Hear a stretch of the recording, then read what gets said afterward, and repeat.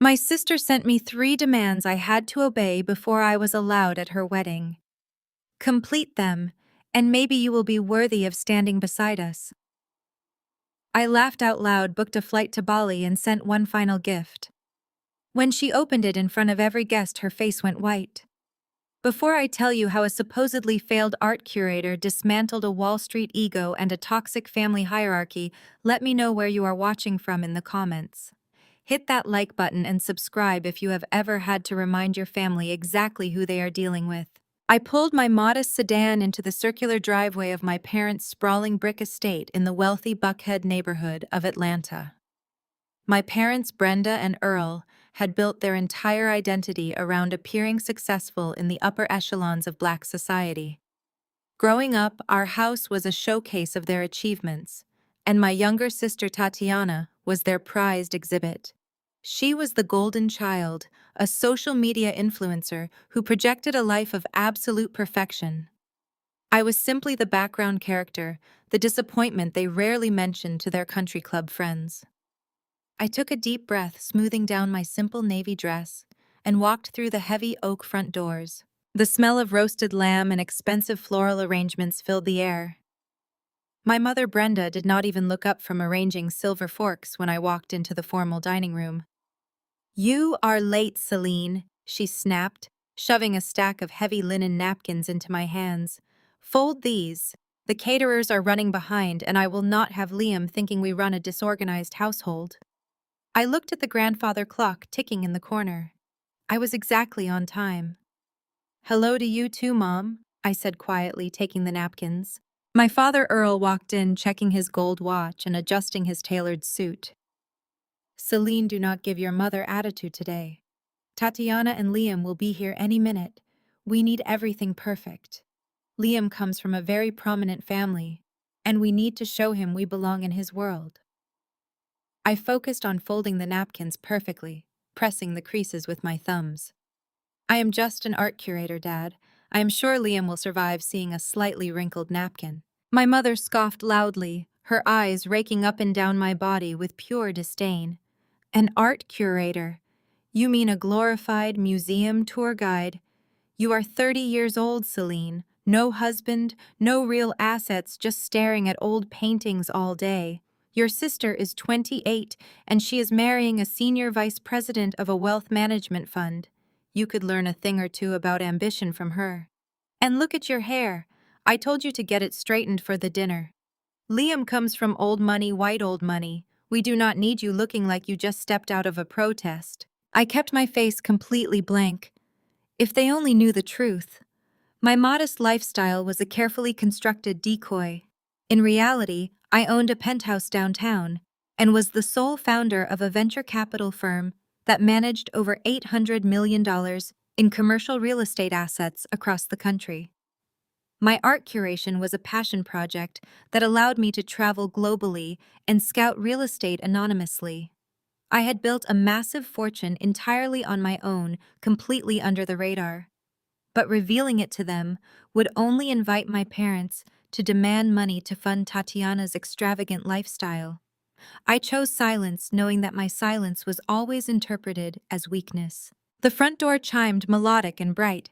Tatiana swept into the house wearing a designer silk dress, a massive diamond catching the light on her finger. Beside her stood Liam. Liam was a white man in his mid-30s who wore his generational wealth like a heavy cologne. He always looked at my family with a subtle amusement, like we were an interesting social experiment he was visiting. "We are here," Tatiana announced, offering her cheek for our parents to kiss. She looked at me standing by the table with the napkins. "Oh good, the help has arrived. Celine, be a dear and take Liam's coat. He has had a grueling day managing actual money." I felt my jaw tighten, but I forced my face into a pleasant mask. I took Liam's coat. He did not even say thank you. He just handed it to me without making eye contact and turned to my father. "Earl, I hope you have that scotch I like," Liam said, his voice dripping with casual authority. "Of course, Liam. Right this way," my father replied, practically bowing as he led his future son-in-law to the home bar. We sat down for dinner. The massive mahogany table was loaded with expensive food, but the atmosphere was thick with tension. The conversation immediately centered around the wedding preparations and Liam's supposed brilliance in the financial sector. I quietly ate my salad, accustomed to being the invisible audience member for the Tatiana show. So Celine, Liam suddenly said, pointing his wine glass at me across the table. Tatiana tells me you are still doing the art gallery thing. How does that even pay the bills in this economy? Do you need a small loan to afford a bridesmaid dress? My parents chuckled as if he had made a brilliant joke. I wiped my mouth carefully. I manage, I said softly. Art holds its value better than you might think. Liam let out a loud, patronizing laugh. Art is for people who do not understand market liquidity. Real power is in commercial real estate and venture capital. I close deals before breakfast that are worth more than your entire museum. In fact, my firm is looking at acquiring a massive tech hub development right here in Atlanta. It requires real vision. I took a slow sip of water. I knew exactly which tech hub he was talking about because my firm had outbid his group just yesterday. He was clueless. Tatiana leaned her head on Liam's shoulder, looking at me with pure condescension. Liam is just trying to help you, Celine. You really need to think about your future. You cannot just coast through life hoping things work out. You lack drive. That is why you are still renting that tiny apartment while Liam and I are looking at estates. We actually need to talk about the wedding budget, my father Earl said, suddenly looking nervous. He cleared his throat and looked at Liam. The venue Tatiana wants is demanding a $50,000 deposit by Friday. We are a little tied up with the business right now. Liam frowned, swirling his red wine. Well, my family is already paying for the honeymoon in Paris and the rehearsal dinner. I expect my future in-laws to handle the venue. It is tradition. My mother quickly agreed, her face flushing with panic at the thought of disappointing him. Of course, Liam, we will handle it. She turned her sharp gaze to me. Celine, you have some savings, do you not? It is time you contributed to this family. You will cover the deposit for your sister. I stopped chewing. I looked at my mother in genuine disbelief. You want me to pay $50,000 for Tatiana's wedding venue? Tatiana rolled her eyes loudly.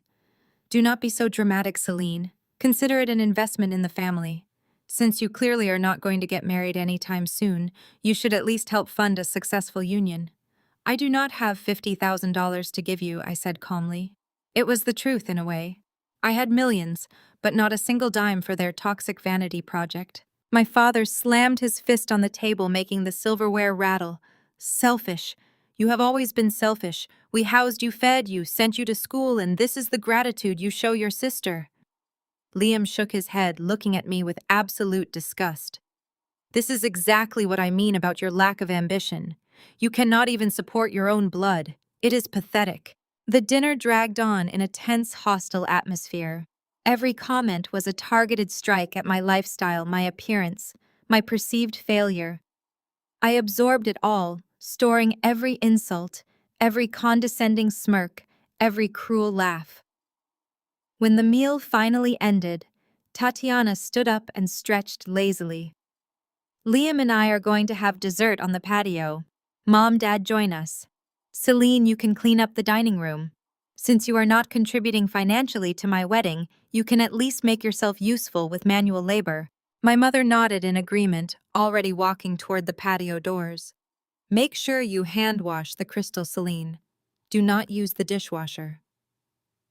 They walked out, leaving me alone in a room full of dirty plates, half-empty wine glasses, and the heavy silence of rejection. The utter disrespect was breathtaking. They were treating me like a hired servant in the house I grew up in. I stood there looking at the mess, feeling a familiar tightness in my chest. For years, I had accepted this treatment because I wanted a family. I wanted parents who loved me.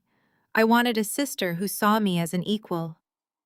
But tonight, listening to their laughter echoing from the patio, I realized that family was an illusion. They were just people who shared my DNA and demanded my submission. I started stacking the plates, my mind working rapidly. I carried a heavy tray of dishes toward the kitchen.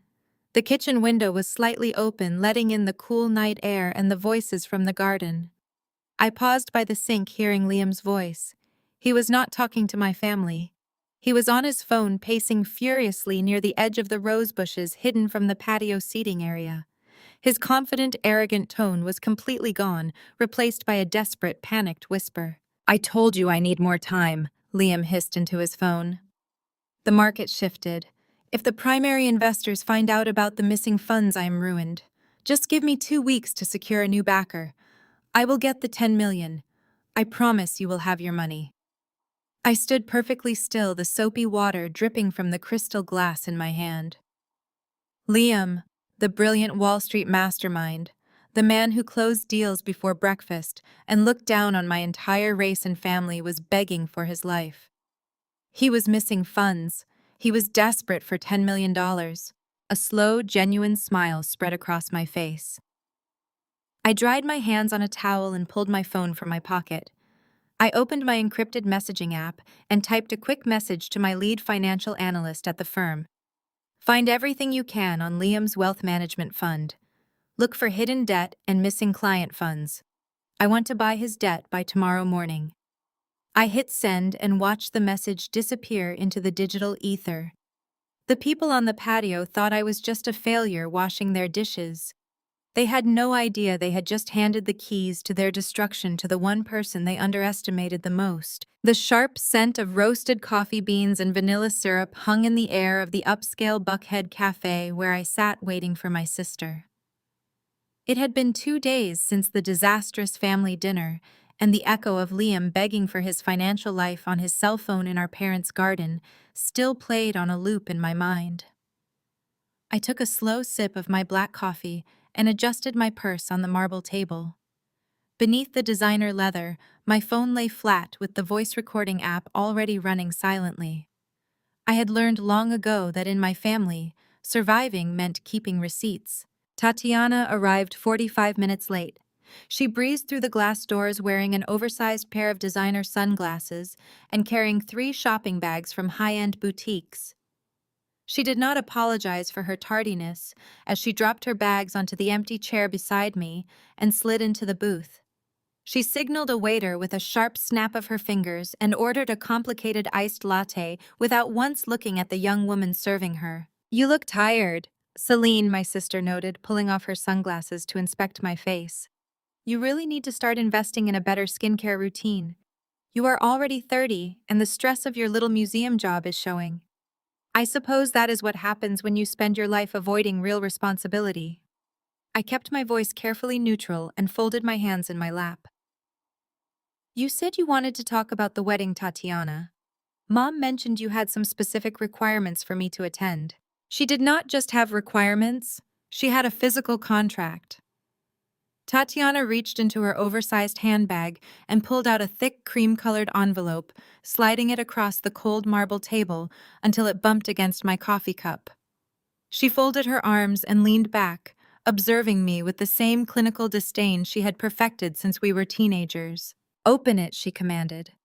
"Liam and I sat down with the wedding planner yesterday and we realized we have a major aesthetic problem. My future mother-in-law is flying in from Connecticut with 50 of their closest family friends. These are high-net-worth individuals, Celine. They expect a certain caliber of elegance and cohesion. Quite frankly, you do not fit the vision as you are right now." I opened the envelope and pulled out 3 pages of typed text. The first page was titled, "Appearance Protocols." I scanned the paragraphs, feeling a cold knot form in my stomach, despite the quiet anticipation of my hidden recorder capturing every word. "The dress code is non-negotiable," Tatiana explained as I read. "All the bridesmaids are wearing a custom blush pink.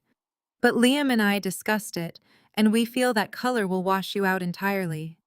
Frankly, your skin is much darker than mine, and the pastel is just going to create a harsh contrast in the photographs. Liam says his family is very traditional, and they appreciate a more muted background presence. So you will be wearing the charcoal gray gown I selected for you." I looked up from the paper, forcing my voice to tremble slightly. "You want me to wear a dark gray dress while everyone else wears blush pink? I will look like the hired help, Tatiana." She laughed, a sharp and dismissive sound. "Do not be so dramatic. It is elegant. And speaking of your appearance, you need to do something about your hair. The natural texture is just too aggressive for a formal country club setting. I booked you an appointment at my salon for a chemical relaxer next Tuesday. You need to look polished, Celine. Liam family cannot see you walking around looking like you just came from a protest march. We are trying to elevate this family name. I swallowed the burning anger in my throat and forced my eyes down to the second page. The financial terms. My mother had already ambushed me at the dinner table with this, but seeing it typed out with a payment schedule was surreal. $50,000 for the venue deposit. I read aloud, keeping my tone soft and submissive. Tatiana, you know I work at an art gallery. How am I supposed to come up with this kind of money in 4 days? Tatiana sighed loudly and checked her diamond engagement ring in the cafe lighting. Celine, you are single. You have no children. You live in some tiny rented apartment. You have literally zero real expenses. You have to have savings. Mom and Dad are completely tapped out paying for the honeymoon and the floral arrangements. It is your duty as my sister to step up. You owe us this much after years of being so difficult and embarrassing the family with your lack of ambition. Just wire the money directly to Liam's personal account. He is handling the vendor payouts to make sure the accounting is clean. The demand clicked perfectly into place with what I had overheard in the garden. Liam was not using this money for the wedding venue. He was desperate for liquid cash to cover his failing hedge fund investments. He was planning to steal my $50,000 to patch a hole in his sinking ship. I moved to the third page. This one was not a list of rules. It was a legal document transferring the deed of our late grandmother's historic house in the Buckhead district directly into Liam's name. I stared at the legal jargon, feeling the full weight of their greed. "Grandma's house," I whispered, allowing a perfect note of vulnerability to crack my voice. "Why is this in here, Tatiana? Grandma left this property to me." A heavy hand clapped down on my shoulder, making me flinch. Liam had arrived. He pulled up a chair and squeezed into the booth beside Tatiana, signaling the waiter for a black coffee. He smelled of expensive cologne and stale desperation. "We are putting the house to better use, Celine." Liam said, his voice loud and booming, drawing the attention of nearby tables. He leaned forward, invading my personal space and planting his elbows on the table. "Tatiana told me your grandmother left that crumbling relic to you. It is a complete waste. The property is sitting in a rapidly gentrifying zone, and you are doing absolutely nothing with it. You do not have the capital or the vision to develop it." Tatiana nodded eagerly, resting her hand on his arm. "Liam is right, Celine. You do not even understand property taxes. Liam Fund is expanding and he needs collateral for a massive commercial acquisition he is closing next month. It is a multi-million-dollar deal. Giving him the deed allows him to leverage the equity. It keeps the wealth in the family." I kept my eyes locked on the legal document. They wanted to bulldoze the only piece of genuine family history we had left to build luxury condos. They thought I was too stupid to realize that transferring the deed meant giving Liam total legal ownership to sell or mortgage the property as he pleased. "I do not know Liam," I murmured, shrinking back in my seat and looking at my hands. "That house means a lot to me. It is the only thing Grandma gave me before she passed. I was hoping to fix it up someday." Liam let out a harsh, mocking laugh that made my blood boil. "Fix it up with what, Celine?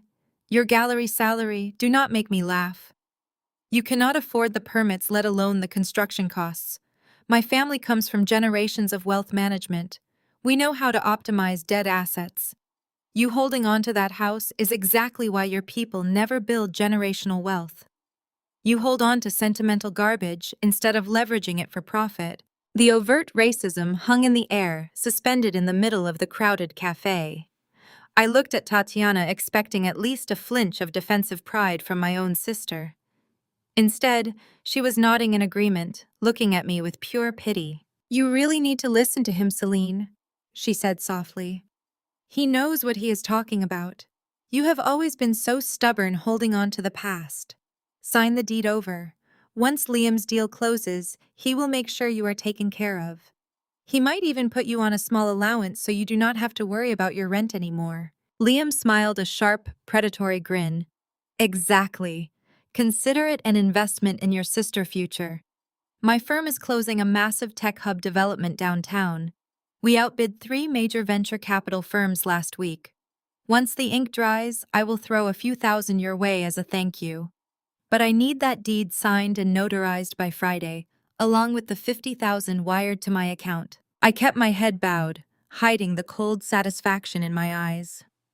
The tech hub development he was bragging about was the exact same property my anonymous venture capital firm had secured yesterday. Liam had not outbid anyone. His firm had been rejected because his financials were a disaster and his primary investors were already pulling out.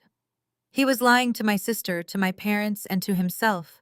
He was a drowning man trying to pull my family under with him, and they were happily tying the weights to their own ankles. I forced a slight tremor into my hands as I gathered the papers and slid them back into the envelope. "This is a lot to process," I said, my voice barely above a whisper.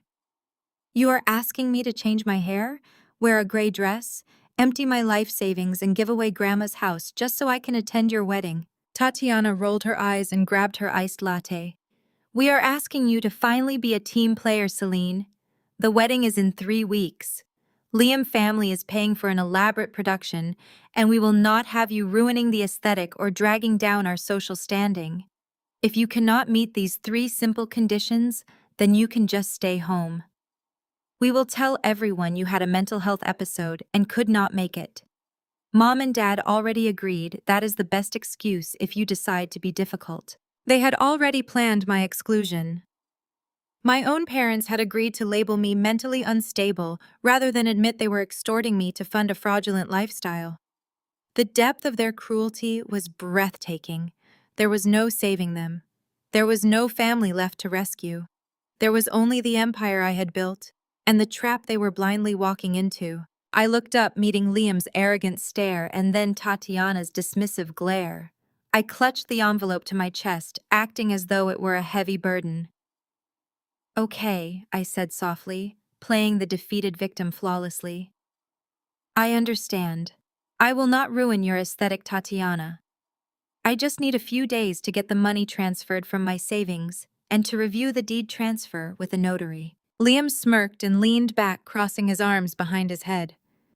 "See, Tatiana? I told you she would see reason. You just have to explain things slowly to her. Do not take too long, Celine. My patience is limited, and I have a wedding to finance." He stood up, tossing a crumpled $5 bill onto the table to cover his coffee, leaving the rest of the expensive bill for me to handle. Tatiana gathered her shopping bags, looking down at me one last time. "Make the salon appointment, Celine," she ordered, "and do not embarrass me." They walked out of the cafe together, a picture of wealthy white-collar success and toxic entitlement. I sat alone in the booth watching them disappear down the busy street. Once they were completely out of sight, I reached into my purse and pulled out my phone. I stopped the voice recording and saved the file under a new folder titled "The 3 Conditions." I picked up the $5 bill Liam had thrown on the table and tucked it under my empty coffee cup, leaving a crisp $100 bill for the waitress. Then I pulled up my contacts and dialed my lead corporate attorney. He answered on the first ring. "We are moving to the next phase," I said, my voice shedding the submissive tone and returning to its natural sharp authority. "Liam is trying to use my grandmother's property as collateral for his margin calls. Initiate the immediate transfer of the Buckhead property into our irrevocable historical trust. Make it legally impossible for the deed to be altered or sold." "Understood," my attorney replied. "And what about his firm?" I smiled, thinking of the $50,000 he demanded. "Freeze all of his pending credit lines with our subsidiary banks," I instructed. "Let him think he has the money coming in right until the moment his primary investors demand their quarterly returns. I want him suffocating by the time the rehearsal dinner starts." I ended the call and picked up the thick cream-colored envelope containing my sister's demands. They wanted me to pay for my own humiliation. They thought they had cornered the weak, quiet sister who spent her days hiding in museums. They had no idea they had just handed a loaded weapon to the architect of their destruction. I stood up, smoothed my simple navy dress, and walked out of the cafe ready to burn their perfectly curated world to the ground. The evening traffic in Atlanta crawled at a miserable pace, but inside the plush interior of my sedan, the quiet hum of the engine was the only sound I let myself focus on. I had left the Sterling Vanguard building feeling a profound sense of clarity.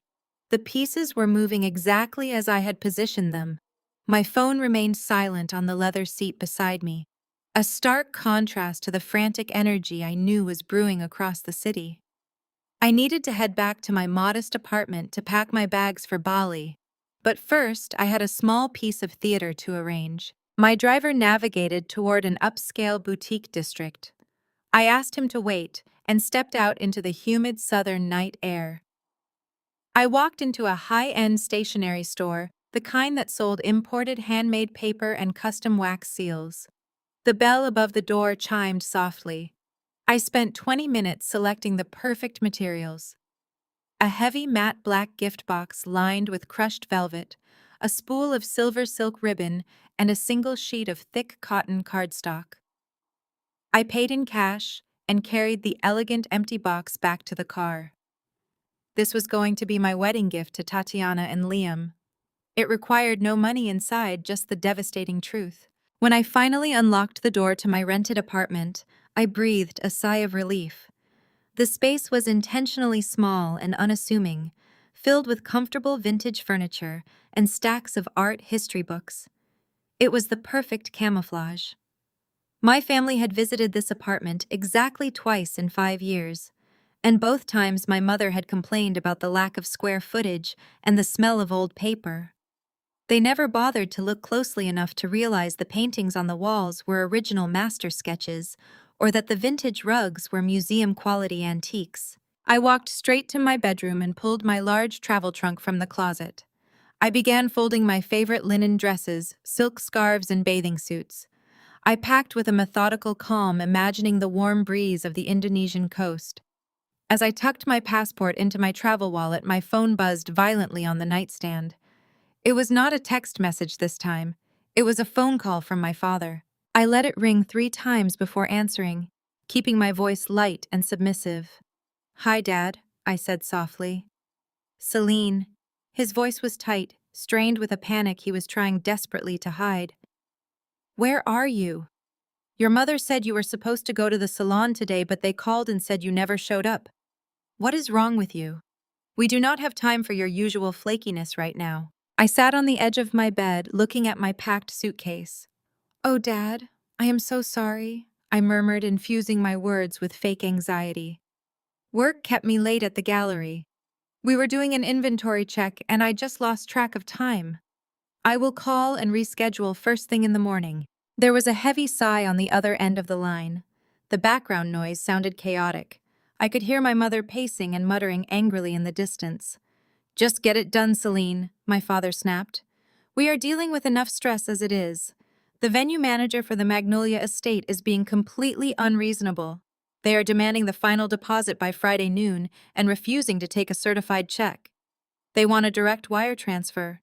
Your mother is beside herself." I covered my mouth to muffle a laugh. My team was executing my orders flawlessly.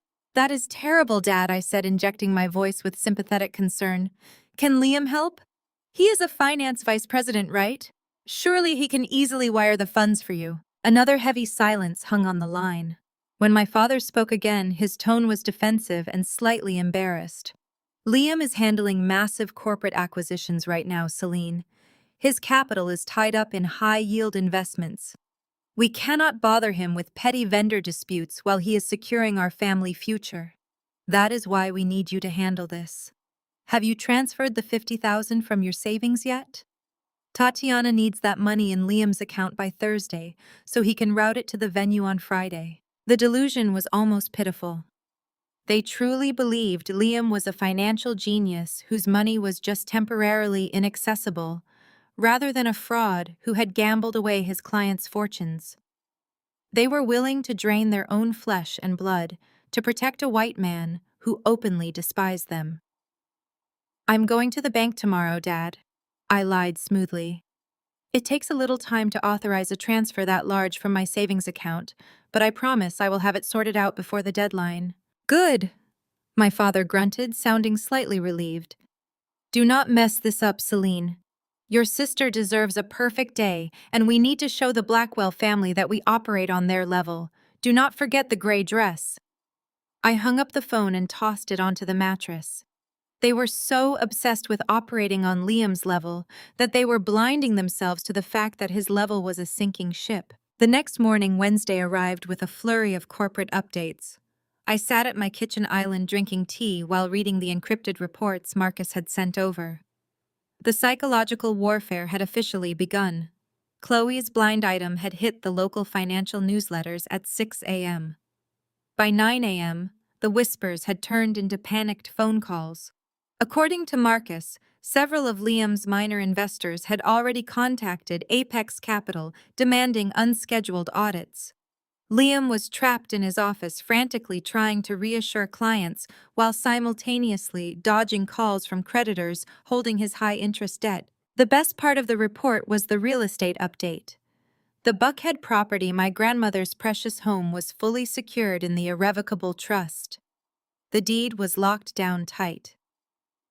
When Liam tried to use it as collateral for a short-term loan later that week, he would discover he had absolutely no legal right to the property.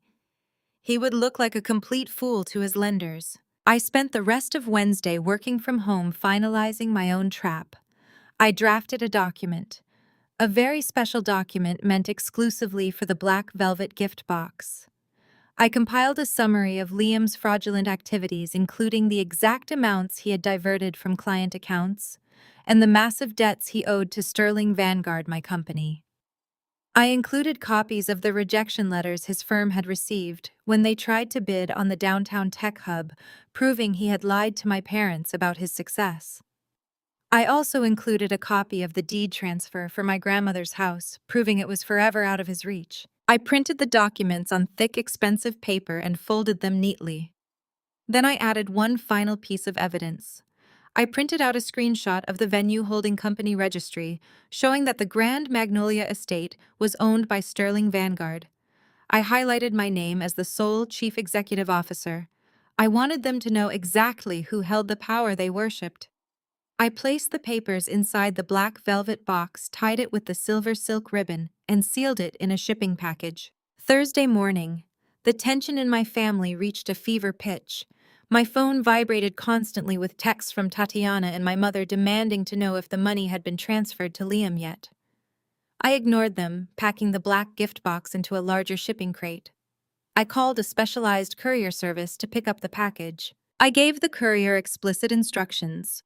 Deliver this box directly to the head wedding planner at the Grand Magnolia Estate on Saturday evening, exactly 1 hour into the reception. Instruct her that it is a highly confidential gift for the bride and groom from the bride's sister, and it must be opened immediately at the head table. The courier nodded, taking the package and my generous cash tip. Once the box was gone, I felt the final piece of my old life detach from my shoulders.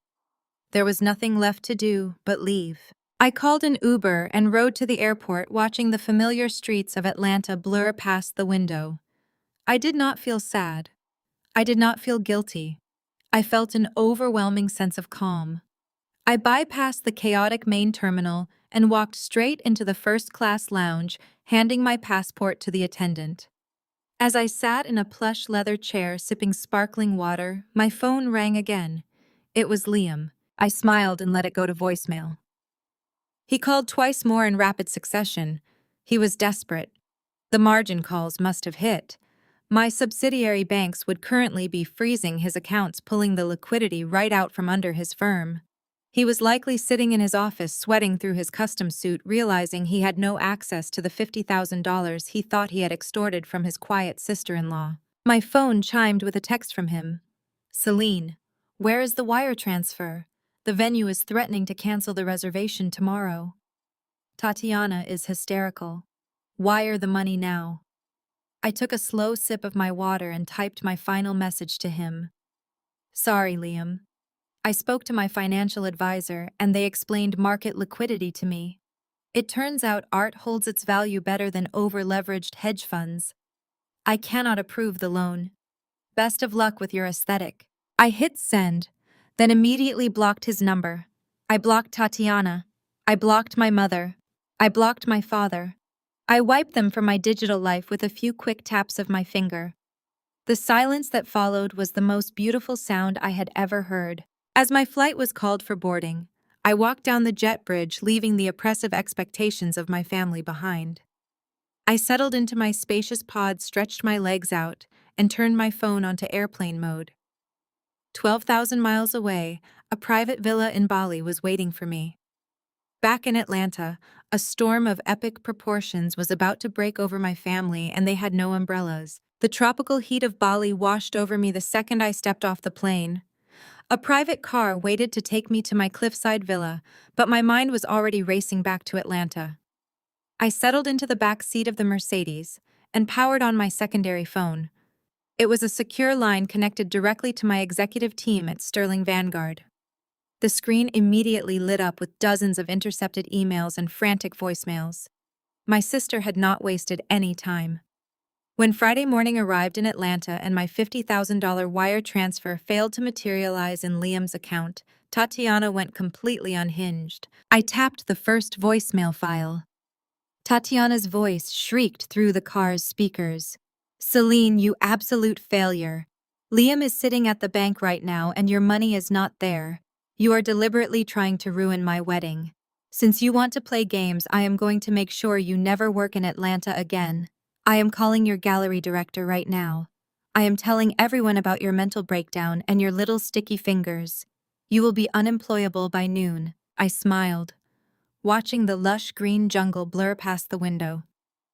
Tatiana actually thought she held the power to destroy my career. She had spent her entire life stepping on my neck to elevate herself, and she simply could not fathom a reality where I was no longer beneath her designer shoes. According to the brief my PR director Marcus sent over, Tatiana had spent her entire Friday morning executing a calculated smear campaign against me. She called the director of the contemporary art gallery where I supposedly worked. She put on her best fake crying voice and claimed that I had suffered a severe psychotic break. She told the director that I was actively stealing expensive pieces from the archives to fund a manic episode. She even warned them that I was a liability who would ruin their reputation with high-end buyers. But Tatiana did not stop there. She took her tears to social media. She posted a highly edited video to her 2 million followers sitting in her pristine white living room, dabbing her dry eyes with a tissue. She spun a tragic tale about how hard it was to plan a luxury wedding while dealing with a severely troubled older sister. She claimed I had stolen her wedding funds and run away to feed my delusions. She framed herself as the ultimate victim, begging her followers for prayers while tagging the art gallery's official account to ensure they saw the public backlash. Her followers immediately flooded the gallery's page with hateful comments, demanding I be fired and prosecuted. My parents, of course, fueled the fire. My mother shared the video with her entire country club mailing list, adding a caption about how exhausting it was to raise a child who refused to seek psychiatric help. They were perfectly willing to destroy my life just to cover up the fact that I refused to pay for their vanity. What none of them knew was that the Contemporary Art Gallery did not just employ me.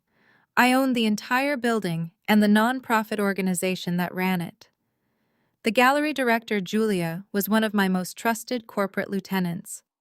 When Tatiana called her spewing malicious lies, Julia had simply placed the call on mute and laughed before forwarding the recording straight to the Sterling Vanguard legal department. My phone buzzed with an incoming call from Marcus. I answered it as my driver pulled up to the heavy wooden gates of my villa. "We are ready to deploy the countermeasure," Marcus said, his voice sharp and professional. "Her video is gaining too much traction and it is starting to ping the algorithms of our financial competitors. We need to shut her narrative down immediately." "Do it," I ordered, stepping out of the car and breathing in the scent of sea salt and jasmine. "Burn it all down." Within 10 minutes, Sterling Vanguard released a massive global press statement. We bypassed the local gossip channels and went straight to the top financial news networks. The headline alone was a devastating blow. Sterling Vanguard founder and CEO Celine Blackwell announces global expansion. The press release did not even mention the petty gallery drama. Instead, it formally introduced me as the sole owner of an $800 million venture capital firm.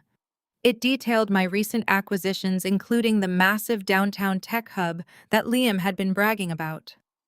The statement casually mentioned that my philanthropic work included funding the Contemporary Art Gallery as a personal passion project. We flooded the financial wire with unassailable proof of my wealth and status. Marcus then orchestrated a secondary strike. The gallery's official social media account released a short, dignified statement. We are deeply disturbed by the false allegations made by Tatiana against our founder and primary benefactor, Celine.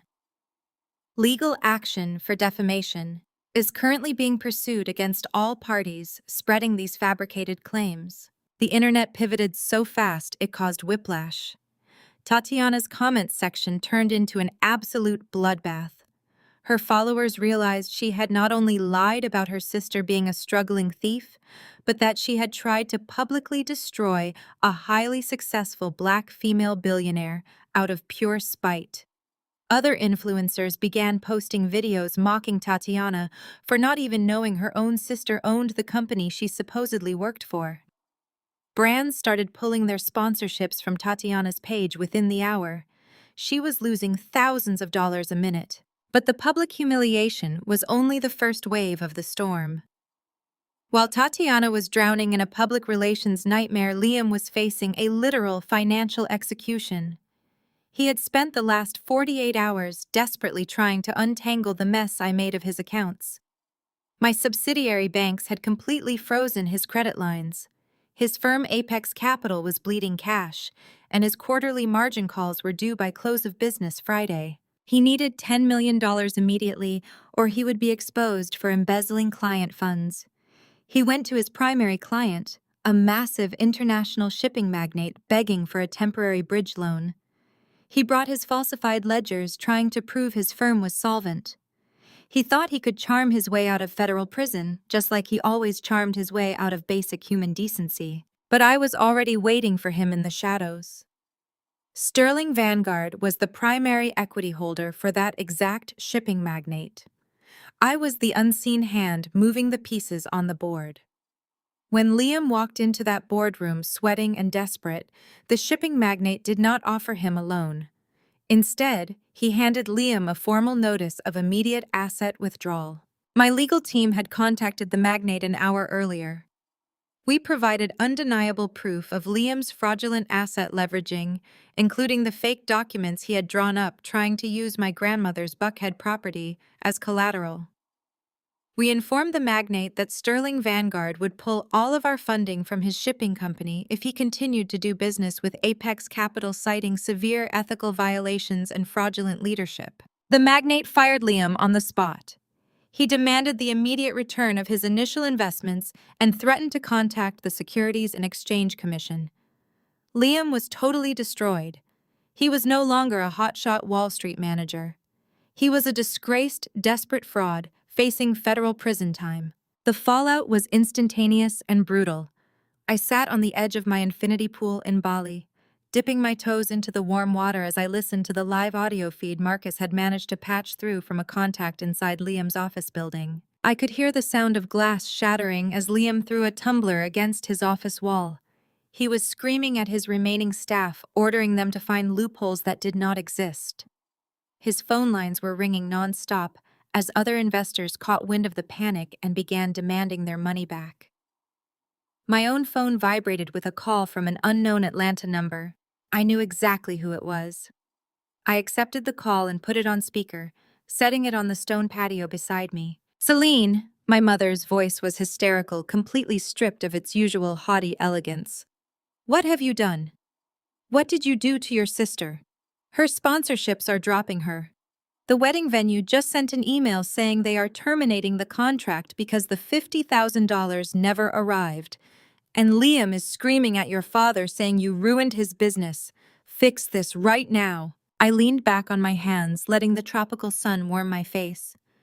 "I did not do anything, Mom," I replied. my voice perfectly calm. Tatiana lied to the public to ruin my reputation. My company simply corrected the record. And as for Liam, I cannot help it if he is a fraud who steals from his clients. Perhaps you should have vetted him better before you bent over backward to impress him. Your company! My mother shrieked, her voice breaking. What are you talking about? You are a museum guide. You do not have a company. You really should check the financial news. Mom, I said softly. And while you are at it, you might want to check your own investment accounts. You know the ones you and Dad let Liam manage for you because he was such a brilliant Wall Street mind. The silence on the other end of the line was absolute. I could practically hear the gears turning in her head as she realized the horrifying truth. My parents had handed over their entire life savings, their retirement funds, the equity in their business to Liam. They thought they were securing their place in the upper crust of society. Instead, they had handed their entire existence to a con artist who was currently facing bankruptcy and federal investigation. Celine, my mother whispered, her voice shaking with raw terror. Please tell me you are joking. Please tell me our money is safe. You told me I was a failure, Mom. I reminded her the memory of their cruel laughter at the dinner table still fresh in my mind. You told me I lacked ambition and that I should be grateful you even let me sit at your table. You wanted me to sacrifice everything to fund Tatiana's aesthetic. Well, you got what you wanted. The aesthetic is all yours now, but the money is gone. I hung up the phone and dropped it onto the patio chair. The sabotage was complete. Tatiana had tried to destroy my career and ended up destroying her own public image. Liam had tried to steal my property and ended up losing his entire firm. My parents had worshipped status and whiteness over their own daughter, and now they were left with absolutely nothing. The wedding was in 2 days, and they were walking into a disaster of their own making. I closed my eyes and listened to the ocean, finally feeling the heavy chains of my family expectations shatter into a million pieces. The Balinese sun was warm on my bare shoulders, but it was nothing compared to the heat of the satisfaction spreading through my chest. I sat on the edge of the teakwood deck overlooking the vibrant green jungle canopy, my laptop resting on my knees. The previous day had been a masterpiece of strategic demolition, but the final act of this family tragedy still needed to be staged. My mother had hung up in a state of hysterical denial after I hinted at her missing investment funds, and I knew my father would spend the weekend trying to patch the sinking ship with his usual arrogant bluster. They still thought they could control the narrative. They still believed they could bully me into submission. It was time to remove their last shred of hope. I opened my encrypted email client and pulled up the internal financial dossiers Marcus had extracted from Liam's firm, Apex Capital. The documents were a glaring testament to Liam's incompetence and greed. There were spreadsheets showing millions of dollars diverted from private family trusts to cover his catastrophic margin calls. There were internal memos detailing the impending federal investigation for wire fraud. It was all there in stark black and white. I attached the most damning files to a new email. I typed out a message seemingly intended for my lead corporate attorney discussing the final steps of our corporate acquisition and casually referencing Liam's impending bankruptcy and criminal charges. Then I entered Tatiana's personal email address in the recipient line and hit send. I closed my laptop and took a sip of fresh mango juice. The accident was perfectly executed. Tatiana spent her entire life snooping through things that did not belong to her, so I knew she would open an email that looked like highly confidential legal correspondence. I did not have to wait long. Exactly 42 minutes later, my secondary phone vibrated against the glass table. The caller ID displayed my sister's name. I let it ring until the very last second before answering, pressing the phone to my ear and remaining silent. Celine, Tatiana's voice was a high-pitched, breathless wheeze. It was the sound of a woman watching her perfectly curated reality burn to ashes. Celine, tell me this is a joke. Tell me you faked this email to get back at me for the salon appointment. Please tell me Liam is not broke. I kept my voice completely flat, devoid of any sisterly comfort. I am sorry, Tatiana. I murmured, sounding appropriately surprised. You were not supposed to see those documents. They were meant for my legal team. We are preparing to absorb the remnants of Apex Capital after the Securities and Exchange Commission finishes raiding his office on Monday. She let out a sound that was half sob and half scream. No, no, no, you are lying. Liam comes from generational wealth. He closes deals before breakfast. He is paying for our honeymoon in Paris. He is buying us an estate. He is going to federal prison. Tatiana, I corrected her gently. Those documents are real. Call his office if you do not believe me. Call the vendors for your wedding.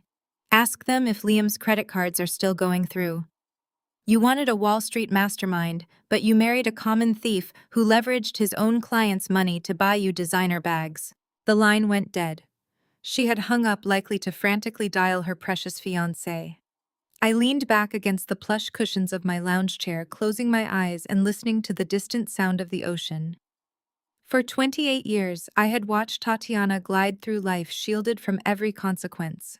When she crashed our father's car at 16, my parents blamed the other driver and bought her a new convertible. When she failed her university classes, they made a massive donation to the alumni fund to ensure her graduation. She had never once been allowed to fail. Today, the universe was finally handing her the bill for her entitlement, and I was the debt collector. 2 hours later, the phone buzzed again. This time it was my father. His number flashed on the screen, demanding attention, just as he had demanded my obedience my entire life. I accepted the call. What kind of twisted game are you playing, Celine? My father barked, his voice thick with rage. Tatiana is in hysterics. She just called the wedding planner to cancel everything because of some nonsense email you sent her. She is crying so hard she cannot even breathe. You have ruined her wedding week. I poured myself another glass of water, the ice clinking softly against the glass. I did not ruin anything, Dad. Liam ruined it when he committed federal fraud. Tatiana is just finally seeing the man she chose to marry. Do not give me that corporate nonsense, my father growled, the aggressive patriarch routine in full effect. I do not care about Liam's business problems right now. That is between him and his investors. What I care about is this wedding. Tatiana tried to cancel the Grand Magnolia estate and get her deposits back to cover the honeymoon costs. But the venue manager told her, the $200,000 we already paid is entirely non-refundable. They are threatening to sue us for breach of contract if we do not pay the remaining balance by tomorrow. I smiled at the lush scenery. My venue manager was following my protocols perfectly. That is standard industry practice, Dad, I said smoothly. You sign a contract, you abide by the terms. We do not have that kind of liquid cash laying around, Celine, my father shouted, his voice echoing through the speaker. Your mother and I are completely tapped out from paying for the floral arrangements and the catering minimums. We cannot absorb a $200,000 loss. You caused this panic by sending Tatiana those fake documents. You made her cancel the venue, so you are going to fix it. The sheer audacity of his demand was breathtaking but entirely predictable. You want me to pay the venue? I asked, feigning confusion. You are supposedly this big billionaire venture capitalist? Now my father sneered, dripping with condescension. You clearly have the money to throw around. You owe this family, Celine. We put a roof over your head. We fed you. We tolerated your quiet, moody behavior for years while you hid in your room drawing your little pictures. It is your duty to step up and protect our family name.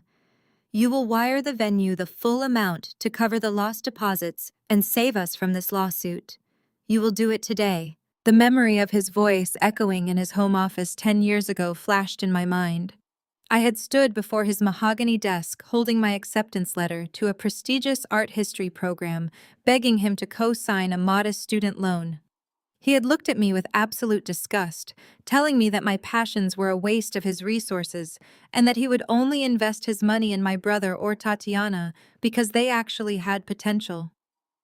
He had sent me out into the world with nothing but crushing student debt and a promise that I would never amount to anything. I took a deep breath, letting the Balinese air fill my lungs. Dad, I said, my voice dropping an octave, losing all trace of the submissive daughter he thought he knew. I am not paying the venue a single dime. Excuse me, he sputtered, the shock evident in his tone. You will do exactly as I say. You do not turn your back on your own blood. Blood did not stop you from watching me struggle to pay my rent while you bought Tatiana a house, I reminded him coldly. Blood did not stop you from agreeing to tell your country club friends that I was mentally unstable just so I would not ruin the aesthetic of this ridiculous wedding. You do not get to invoke family loyalty only when you need me to open my wallet. You ungrateful little... My father began to yell, but I cut him off. Besides, Dad, even if I wanted to bail you out, it would be a conflict of interest. You see, I am not just a venture capitalist. My firm specializes in commercial real estate. We buy historically significant properties and turn them into highly profitable event spaces. The line went completely silent. I could hear him breathing heavily, trying to process the information. What are you talking about? He finally asked, his voice losing some of its aggressive edge. I own the Grand Magnolia estate. Dad, I stated clearly, letting the reality of my words sink into his bones. Sterling Vanguard purchased the property 3 years ago. I am the chief executive officer. The venue manager who refused to refund your $200,000 was acting on my direct orders. The non-refundable clause in the contract you signed is my policy. I am keeping your deposits. There was a sharp intake of breath on the other end of the line. You own the venue, he whispered, sounding like a man who had just stepped off a cliff and was waiting to hit the ground. You stole our money. I did not steal anything, I corrected him. You freely gave it to my company to host a vanity project for a daughter who despises me. Consider it an asshole tax for 30 years of emotional abuse. I will sue you! My father roared, his fury returning with a desperate vengeance. I will take you to court. I will hire the best lawyers in Atlanta and strip you of every asset you own. I have resources, Celine. My investment portfolios are massive. I will liquidate everything I have to destroy your little company. I let out a soft, genuine laugh. It was the laugh of a woman who had spent years observing, analyzing, and outsmarting her predators. You are going to liquidate your investment portfolios to sue me? I asked, letting a note of profound pity creep into my voice. Yes, he snarled. Your mother and I have millions tied up in high-yield growth funds. We will crush you. Dad, I sighed, shaking my head even though he could not see me. You really should have listened to Mom when she tried to tell you what happened yesterday. Log into your client portal, Dad. What he demanded. Log into your Apex Capital client portal. I instructed, my voice hard and commanding. Open your laptop and look at the accounts you trusted Liam to manage for you. Look at the millions you thought you had. I heard the sound of the chair scraping against hardwood floors, followed by the frantic clicking of a keyboard. My father was breathing heavily, muttering under his breath about my disrespect and my delusions. I waited patiently, listening to the digital chime as he logged into his secure financial dashboard. The typing stopped. The breathing stopped. The silence that stretched over the international connection was absolute and terrifying. It was the sound of a proud, arrogant man watching his entire legacy evaporate into nothingness. Where is it? My father whispered. His voice stripped of all its power, sounding small and broken. The balances. They are zero. Where is my money, Celine? Where is my retirement? I leaned forward, resting my elbows on my knees. Liam liquidated your accounts yesterday morning, Dad. When my banks froze his credit lines, he panicked. He needed capital to cover his margins, so he drained the accounts of his most trusting clients. He stole your life savings to try and save himself. The golden boy you wanted me to emulate. The man you thought was better than your own daughter just left you completely destitute. No, my father gasped, a ragged, desperate sound. No, he wouldn't. He is family. He is marrying Tatiana. He is a criminal, Dad, I said softly. And he played you perfectly because he knew you valued the appearance of wealth more than actual character. You were so eager to have a white Wall Street executive in the family that you handed him the keys to your vault without asking a single question. You thought you were buying your way into high society, but you just bought yourselves a front row seat to bankruptcy. Celine, please. My father was openly crying now, the sound wet and pathetic over the phone speaker. You have to help us. You have all this money now. You own the venue. You can reverse the deposit. You can give us a loan to tide us over. We are your parents. We have nothing left. We will lose the house. The house you threatened to mortgage to pay for Tatiana's wedding dress, I asked coldly. The house where you sat back and let Tatiana mock my career, my hair, my skin tone, and my existence. You want me to save that house? We made mistakes, Celine, he pleaded, his voice cracking. We were wrong. I was wrong. Please do not do this to us. I am not doing anything to you, Dad, I replied, my voice as calm as the ocean breeze. I am simply letting you experience the consequences of your own choices. You chose to invest in Liam. You chose to sign a non-refundable contract. You chose to treat me like dirt until you realized I held the purse strings. I survived your rejection by building an empire in the shadows. You will have to figure out how to survive your own hubris. I reached for the end call button. Celine, wait. Please do not hang up. My father begged, his pride completely shattered. What are we supposed to do? What is Tatiana supposed to do? The wedding is tomorrow. I looked out at the vast, endless horizon, feeling truly free for the first time in my entire life. I suggest she finds a cheaper dress, I said. And you should probably try Uber. I ended the call and blocked his number. I set the phone face down on the table and closed my eyes. The counter-strike was over. The empire I had built in secret had served its purpose, protecting me from the toxic grasp of the people who were supposed to love me. They would spend the rest of their lives fighting over the ashes of their ruined reputation while I continued to build, to grow, to thrive.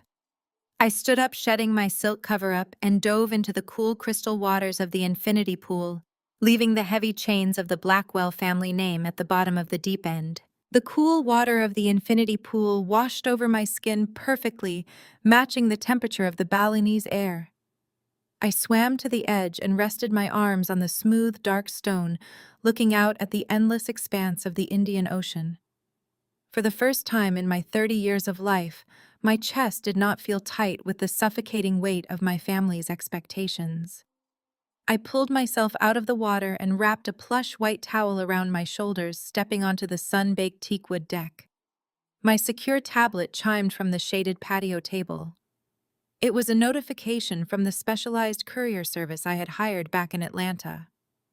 The heavy black velvet box had been officially signed for by the head wedding planner at the Grand Magnolia Estate. The timing was completely flawless. 12,000 miles away, my parents were trapped in a nightmare of their own meticulous design. Marcus, my head of public relations, had eyes everywhere, and his encrypted updates painted a vivid picture of the absolute chaos unfolding in my childhood home. After our phone call, my father had collapsed into his leather desk chair, staring blankly at the glowing computer screen that displayed his ruined financial legacy. My mother had rushed into the study, demanding to know why the venue manager was threatening to lock the doors for non-payment. When she looked over his shoulder and saw the zero balances on their investment accounts, she had fallen to her knees on the expensive Persian rug. They had no retirement. They had no savings. They were weeks away from losing the sprawling brick mansion they used to project their superiority to the neighborhood. And the cruelest part of all was that they still had to pretend everything was absolutely perfect. Back in Bali, my encrypted tablet went quiet for the night. The trap was completely set. Tomorrow was the wedding, and they had no idea they were walking straight into an absolute slaughter. I closed my eyes and breathed in the sweet ocean air, perfectly content in the empire I had quietly built while they were busy digging their own graves. The Balinese morning sun filtered through the sheer linen curtains of my villa, casting soft shadows across the polished teakwood floor. I woke up naturally without an alarm, without the familiar knot of anxiety in my chest that had defined my entire life. I stretched lazily, listening to the gentle rhythm of the ocean waves crashing against the cliffs below. My phone sat on the nightstand, completely silent. I had instructed my security team and my personal assistant to block any communication originating from Atlanta that did not come from my trusted executive board. For the first time in 30 years, I was completely untouchable. I ordered a breakfast of fresh papaya and dragon fruit, enjoying the quiet luxury of peace, while 12,000 miles away, my family was waking up to a living nightmare. Back in Buckhead, the atmosphere inside my parents' sprawling brick estate was suffocating. The grand rehearsal dinner at my venue had ended in a spectacular public humiliation, but the actual wedding day was scheduled for this afternoon. Tatiana had returned to her childhood bedroom the night before, locking the door and screaming until her voice went hoarse. Liam had retreated to a cheap airport hotel after being physically escorted off my property by my security team. His credit cards were declining everywhere he went, and his phone was blowing up with furious messages from the shipping magnate he had tried to defraud. Yet despite the glaring reality of their absolute financial ruin, my family was still trying to cling to the illusion of their elite social status. My mother Brenda was pacing the hardwood floors of the kitchen, her hands shaking as she held a cold cup of coffee. My father Earl sat at the kitchen island, staring blankly at the wall. The millions of dollars he thought he had safely invested with Liam were gone, vanished into the black hole of Apex Capital's margin calls. But my mother was not focused on their impending bankruptcy. Her entire existence was built on public perception, and today was supposed to be the crowning achievement of her parenting career. She could not fathom the idea of calling the Blackwell family friends to tell them the wedding was canceled. She convinced herself that if they could just get through the ceremony, they could figure out the money later. Tatiana emerged from her bedroom wearing a silk robe, her eyes puffy but her jaw set with stubborn determination. She refused to acknowledge the disaster. She marched into the kitchen and demanded to know why the makeup artists had not arrived yet. My mother tried to explain that the stylists required the final payment up front, but their credit cards were bouncing.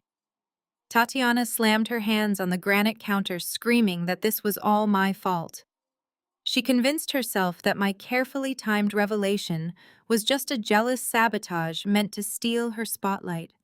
She paced the kitchen, insisting that Liam would fix it, that his firm was just experiencing a temporary glitch, and that my documents were fabricated to make myself look important. The real devastation began at 10 o'clock, when the vendors started arriving at the hotel ballroom they had hastily booked as a backup venue. My mother had scrambled the night before, calling in every favor she had to secure a new location after I kicked them out of the Grand Magnolia estate. She promised the hotel manager a certified check by noon. But when the floral delivery trucks pulled up to the loading dock, the head florist refused to unload a single rose.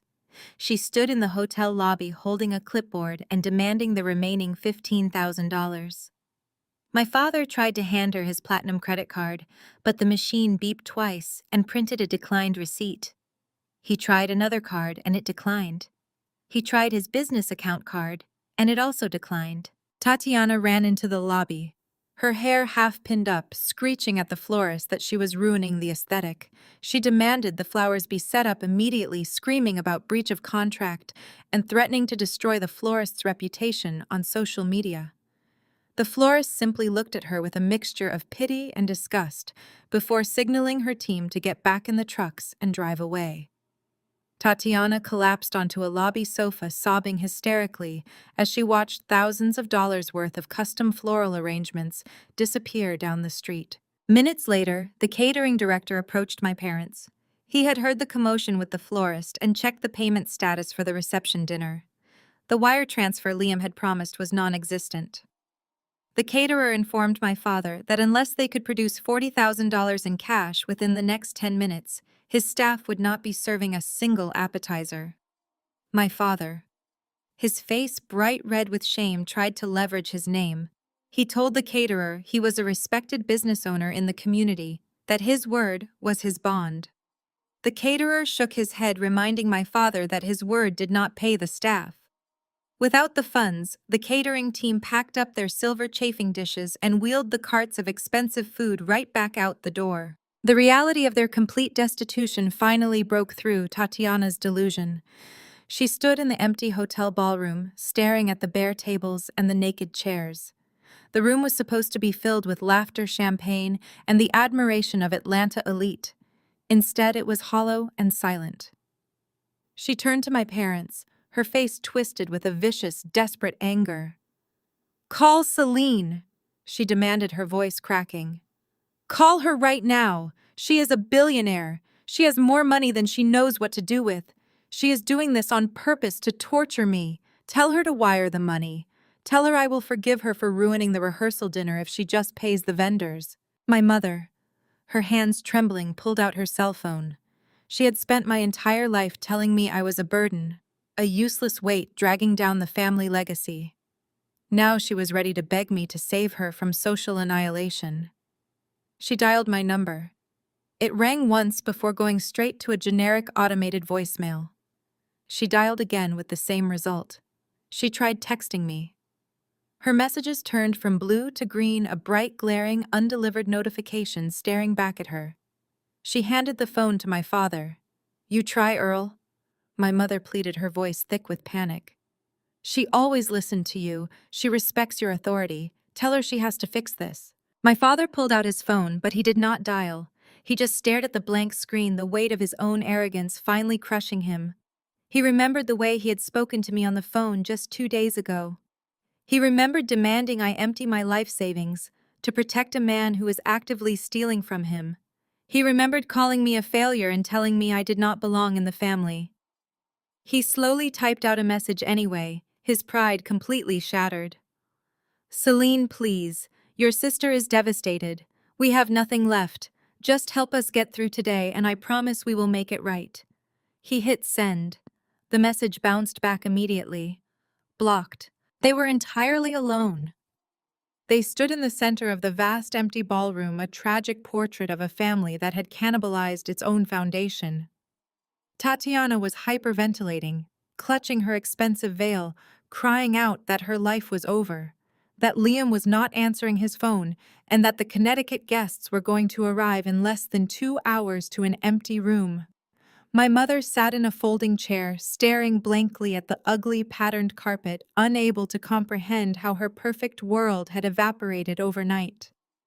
My father paced near the windows, rubbing his face, trying to figure out how he was going to explain his bankruptcy to his golf buddies on Monday morning. Back in my private paradise, I walked along the pristine white sand, feeling the warm water wash over my bare feet.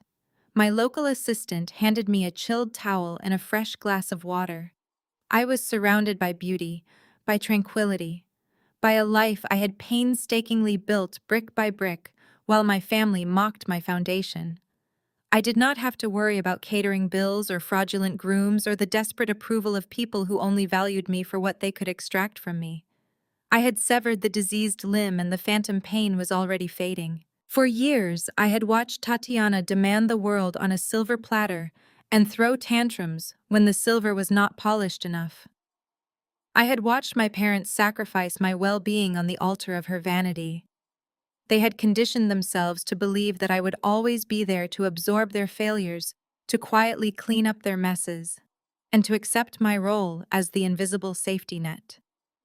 They never expected the net to pull away and let them hit the concrete. The final blow in Atlanta came when the hotel manager approached my father. The manager informed him that since the wedding reception had effectively been canceled by the vendors, the hotel required the immediate clearing of the ballroom for another event. My family was literally being evicted from their own disaster. Tatiana screamed that she had paid for the room, but the manager politely reminded her that the credit card on file had been declined that morning.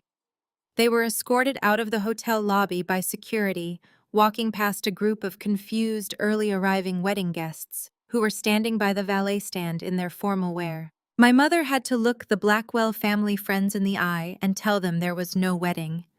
She had to swallow her pride and watch the whispers spread through the wealthy crowd. Tatiana hid behind my father, refusing to show her face, crying hysterically as she realized she was not going to be a wealthy hedge fund wife. She was just a girl who had married a criminal and her parents were just broke suburbanites who had fallen for a basic Ponzi scheme. The humiliation was absolute and complete. Sitting on my terrace in Bali, I opened my phone and checked my secure email. Marcus had sent a brief summary of the morning's events. The vendors had walked. The hotel had kicked them out. Liam was officially under federal investigation and had fled the state. My family was sitting in their heavily mortgaged house staring at the walls with no money, no prospects, and no scapegoat left to blame. I smiled, locking my phone and tossing it onto the cushion beside me. The aesthetic they had fought so hard to protect had finally revealed its true colors, and I was absolutely radiant in my absence. The Balinese night air was thick with the scent of jasmine and salt water, but my attention was entirely captured by the glowing screen of my tablet. Marcus was nothing if not thorough. His latest encrypted dispatch contained audio files and security footage obtained through his network of private investigators who were quietly tracking the fallout. After the humiliating eviction from the Atlanta hotel, my family had entered a state of blind panic. My mother, terrified that her country club friends would witness their absolute ruin, convinced everyone to flee the city. They packed what was left of their dignity into my father's car and drove 3 hours east to Savannah, hoping to pull off a miracle destination wedding by the coast. They actually thought they could outrun their humiliation. They booked a modest bed and breakfast on their last functioning credit card, lying to the owner that their original venue had suffered severe storm damage. But reality is a relentless predator, and it tracked them straight to the coast.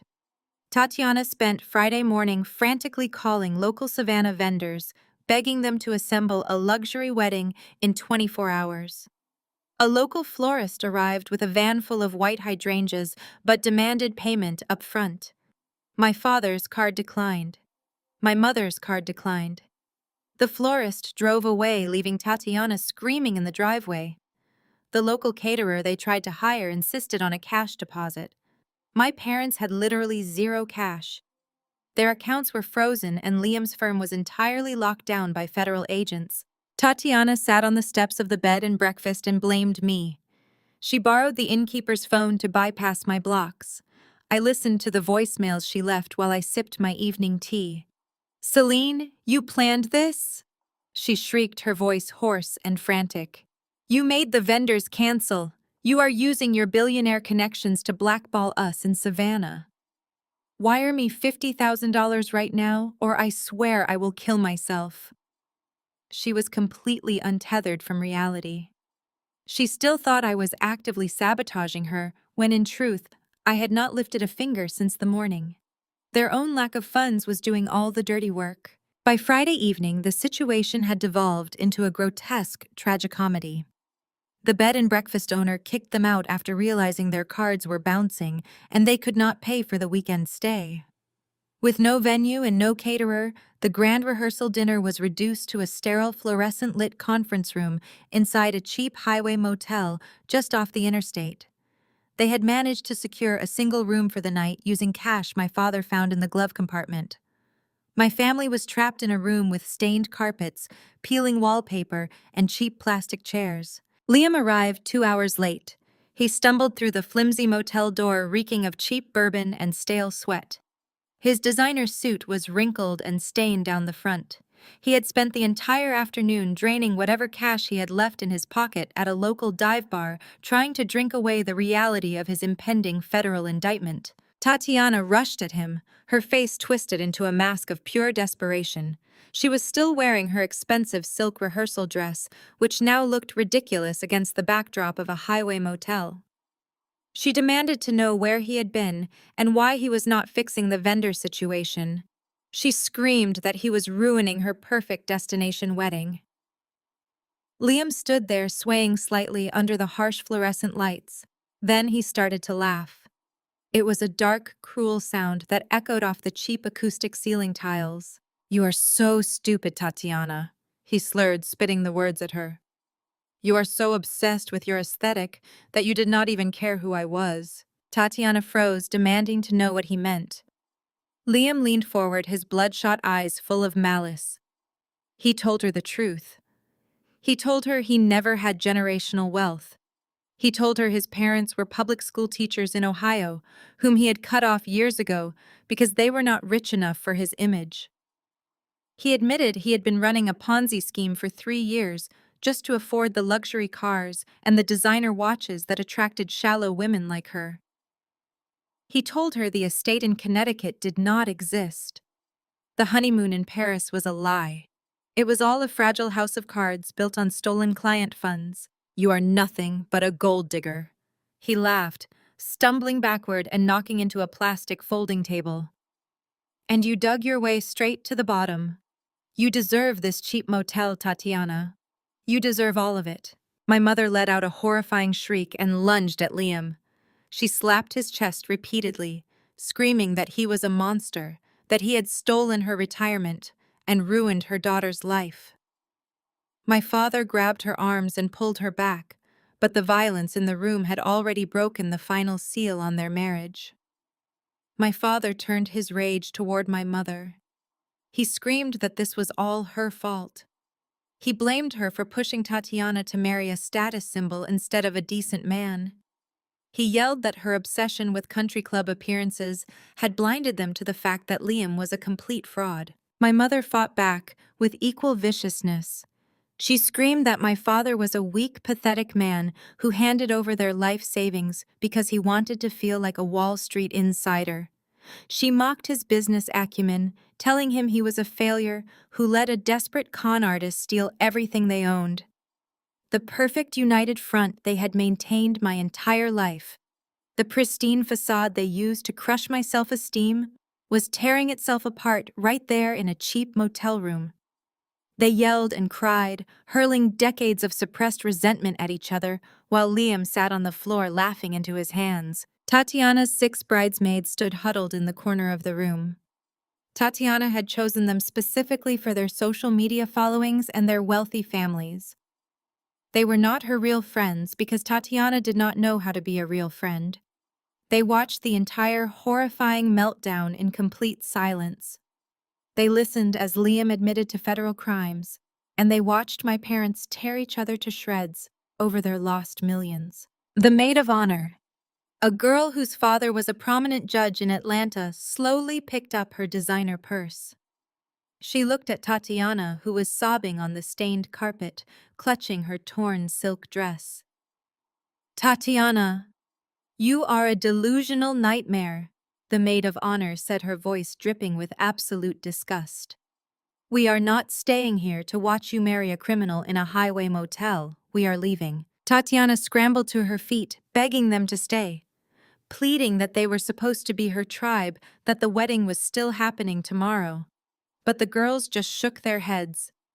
One by one, they unzipped their garment bags and let the custom bridesmaid dresses fall to the filthy floor. They walked out the door without looking back, leaving Tatiana completely alone. The quiet click of the conference room door shutting behind them was the sound of Tatiana's social standing being permanently erased. The family was now trapped in a pressure cooker of their own making. They had no money for gas to drive back to Atlanta. They had no money to book separate rooms. My mother, my father, Tatiana, and the drunk, fraudulent groom were forced to spend the night together in a single standard motel room with 2 double beds. The audio files Marcus sent me captured the muffled sounds of my mother crying through the thin walls, the sound of my father pacing the floor, and Tatiana's endless hysterical sobbing as the reality of her shattered life finally took hold. They were entirely alone in a mess they had actively chosen. I paused the audio file and set my tablet down on the bedside table. The tropical night was completely silent, save for the rhythmic crash of the waves against the cliffs below my villa. I walked into my luxurious bedroom and slid between the high thread count sheets. For years, my family had told me I was socially unfit, that I was a failure who would never understand how the real world worked. They had excluded me, mocked me, and tried to force me into submission. They believed that their cruelty was justified because they were superior. But the real world was entirely different from their fragile delusions. The real world rewarded resilience, intelligence, and the quiet accumulation of power. My family was currently trying to sleep in a cheap roadside motel, surrounded by the wreckage of their own greed, while I was resting peacefully in a mansion I owned, in a paradise I chose. The karma was not just swift, it was absolute. I closed my eyes and let the sound of the ocean wash over me, falling into a deep, dreamless sleep, knowing that when morning came, there would be no wedding, just the cold, hard reality of their eternal ruin. The morning sun in Bali poured through the sheer linen curtains of my cliffside villa, casting long, warm shadows across the polished teakwood floors. I woke up slowly without an alarm, without the familiar knot of anxiety that had lived in my chest for the past 28 years. The air smelled of jasmine and sea salt. I slipped out of bed and wrapped a lightweight cotton robe around my shoulders, walking out onto the expansive terrace. Beneath me, the Indian Ocean stretched out like a sheet of endless blue glass. It was Saturday. Today was the day my sister was supposed to marry her billionaire prince at the most exclusive estate in the state of Georgia. Instead, she was waking up in a cheap highway motel, trapped in a nightmare of her own making. I sat at the patio table as my private chef brought out a plate of sliced papaya and a pot of local coffee. My secure tablet chimed softly against the glass table. Marcus, my head of public relations, was sending his morning dispatch. The final phase of my plan was locked and loaded. The atmosphere back in Savannah was toxic and suffocating. After the spectacular implosion at the rehearsal dinner, my family had been left with nothing. Liam had confessed to his Ponzi scheme, and my parents finally understood that their entire life savings had been stolen to cover his fraudulent margin calls. They had no money to pay for gas to get back to Atlanta. They had no money for separate rooms. They had spent the night crammed into a single motel room, listening to each other cry and argue until the sun came up. Any rational person would have canceled the wedding immediately.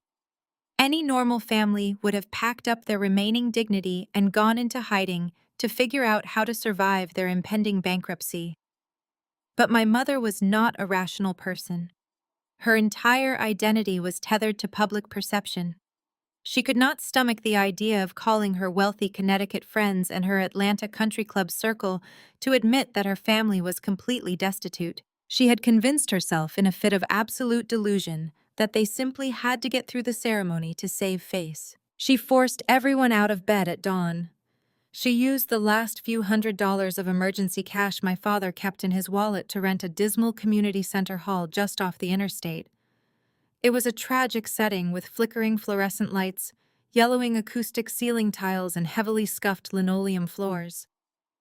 The contrast between this sad little room and the Grand Magnolia estate was laughable, but my mother refused to acknowledge it. Tatiana was a hollow shell. Her bridesmaids had quit and driven home the night before, leaving her entirely alone. She had to drag her heavy custom silk wedding gown into the cramped, moldy motel bathroom to get dressed. Her eyes were swollen and red from crying all night, but my mother stood behind her barking orders, telling her to fix her makeup and paste on a smile. My mother kept repeating that they just needed pictures to post online, that they could spin a story about a charming, rustic, last-minute venue change. Liam was completely numb. The alcohol from his rehearsal dinner binge had worn off, leaving him with a splitting headache and the crushing weight of his reality. Federal agents were currently boxing up his office files back in the city. He knew he was going to prison, but he was too cowardly to run. He put on his wrinkled, tailored suit and allowed my father to shove him into the passenger seat of the car. When they arrived at the community center, the reality of their guest list became painfully clear. News travels faster than light among the elite. Rumors had already flooded the social circles about Apex Capital facing a federal raid. Out of the 200 people they had invited, only about 40 actually showed up. The guests who did arrive were mostly my mother's superficial frenemies who came purely out of morbid curiosity, eager to witness the Blackwell family downfall with their own eyes. The ceremony was short and devoid of any actual love. Tatiana walked down the aisle to music playing from a cheap Bluetooth speaker. She stared blankly ahead, refusing to look at Liam. My parents sat in the front row of the plastic folding chairs, sweating through their formal wear. After the officiant pronounced them husband and wife, the small group moved to the other side of the room for the reception. There was no premium open bar, there was no five-course meal, there were just a few plastic trays of stale sandwiches and warm soda my father had purchased from a local grocery store. The guests stood in tight little circles, whispering behind their hands and casting judgmental glances at the pathetic spread. My mother paced the room with a terrifying, rigid smile, thanking people for coming and loudly explaining that a sudden plumbing disaster had forced them to change venues. Nobody believed a single word she said.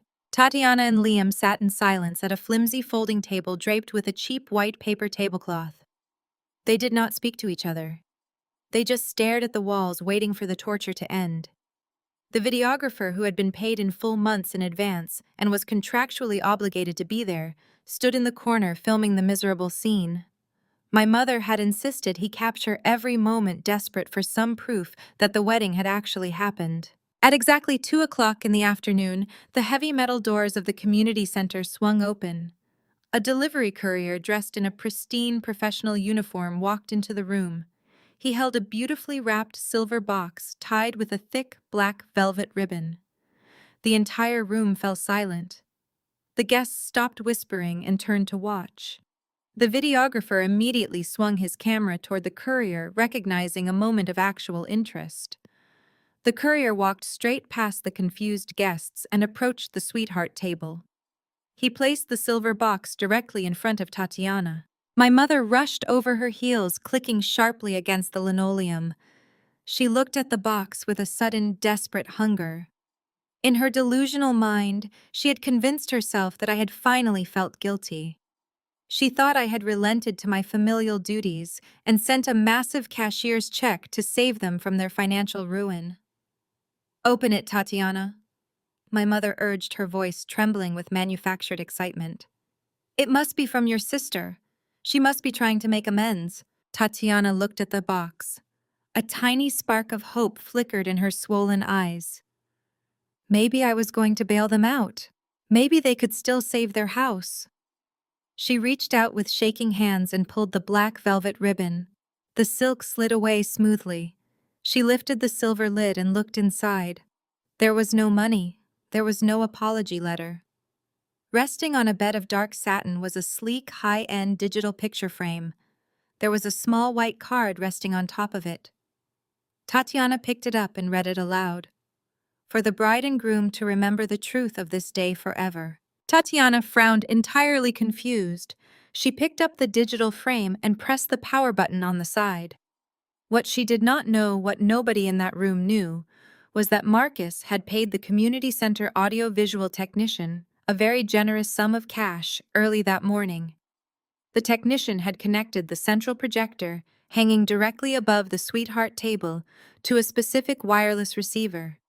The exact moment Tatiana powered on the digital frame, it automatically synced to the massive screen behind her. The projector buzzed loudly as it warmed up.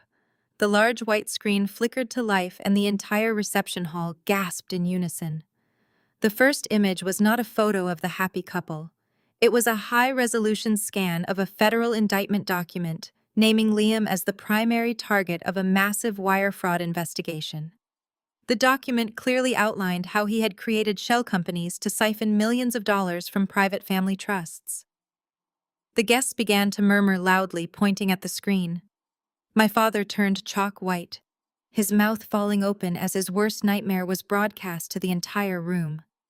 He lunged toward the back of the room looking for the control booth, but the technician had locked the door and left the building. The digital frame was programmed to cycle through the images every 15 seconds. The screen flashed and a new image appeared.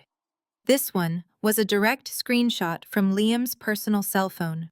It was a text message conversation between Liam and his 22-year-old administrative assistant. The messages were not just romantic, they were explicit and incredibly cruel. Liam had sent a message reading, "I am only marrying her because her father is an easy mark. She is entirely obsessed with herself, and I cannot wait to dump her the second the firm gets acquired." Tatiana let out a sound that I can only describe as a dying animal. She dropped the digital frame onto the table and spun around to stare at the giant screen behind her. She had known about the financial ruin since the night before, but the affair was a brand new, devastating blow. Liam had not just stolen her parents' money, he had been sleeping with his assistant and mocking Tatiana behind her back the entire time. The humiliation was absolute. She stared at the words on the screen, her entire body shaking uncontrollably. Liam jumped up from his chair, knocking it over, and tried to reach the projector cords, but they were bolted to the ceiling. The screen cycled again. This time it displayed the bank records of my parents' retirement accounts. It showed the exact dates and times that Liam had drained their life savings, leaving them with a balance of absolutely zero. The documents proved beyond a shadow of a doubt that the great Blackwell family, the people who looked down their noses at everyone else, were completely and utterly broke. The superficial friends from the country club who were standing in the room began pulling out their phones, taking pictures of the screen. The gossip would be spreading through Atlanta before the event was even over. My mother sank to her knees right there on the dirty linoleum floor, burying her face in her hands and sobbing hysterically as her social standing was vaporized. The videographer kept the camera rolling, capturing every single second of the catastrophe. He filmed my father banging his fists against the locked control booth door. He filmed my mother wailing on the floor. And he filmed Tatiana turning slowly back to face the man she had just married. Liam held up his hands, backing away from her, stammering out pathetic excuses about how the texts were taken out of context and how he could explain everything. Tatiana did not say a word. She reached up and grabbed the heavy diamond necklace around her throat, the one Liam had bought her with stolen money, and ripped it off, breaking the clasp. She threw it directly at his chest. Then she grabbed the edge of the flimsy folding table and flipped it over, sending the digital frame, the cheap sandwiches, and the plastic cups crashing to the floor. She gathered the heavy skirts of her ruined silk dress and ran down the center aisle, pushing past the staring guests and bursting through the double doors out into the hot afternoon sun. The guests did not stay to offer comfort. They immediately began filing out the doors, eager to distance themselves from the radioactive fallout of the Blackwell family. They whispered excitedly to one another, already drafting the text messages they would send to their friends. Within 5 minutes, the community center was completely empty, except for my weeping mother, my broken father, and Liam, who was sitting on the floor surrounded by spilled soda and scattered documents. They were trapped in the wreckage of their own vanity, entirely alone and entirely ruined. Thousands of miles away in Bali. My tablet chimed with a final message from Marcus. The video file was attached. I poured myself a fresh cup of coffee and watched the footage from the reception. I watched the exact moment the projector turned on. I watched my mother's knees give out. I watched Tatiana shatter into a million pieces. I watched the truth finally drag my family out of their delusions and into the harsh light of reality. I set the tablet down and leaned back, closing my eyes and letting the gentle ocean breeze cool my face. For my entire life, they had tried to make me feel small. They had told me I was socially unfit, that I was a disappointment, that my lack of superficial ambition was a disease. They had tried to force me into a mold that would serve their selfish needs, and when I refused, they discarded me. But they had underestimated my silence. They had mistaken my quiet observation for weakness. They did not realize that while they were busy building a house of cards, I was quietly purchasing the land beneath it. I took a deep breath, feeling the absolute stillness of my own soul. There was no guilt. There was no regret. There was only the profound, unshakable peace of knowing I would never have to shrink myself to fit into their world ever again. I opened my eyes and looked out at the endless blue horizon, ready to begin the rest of my life. I opened my eyes and looked out at the endless blue horizon, ready to begin the rest of my life. But there was one final detail Marcus had arranged, one last thread to pull, before the tapestry of their fake lives completely unraveled. The projector back in Savannah had not been turned off. The camera integrated into the digital frame was still broadcasting a live feed directly to my encrypted tablet, and more importantly, it was programmed to allow a two-way connection. Back in the dreary linoleum-floored room, the mass exodus of superficial guests had briefly halted because a new screaming match had erupted near the back doors. Liam's actual extended family had remained behind.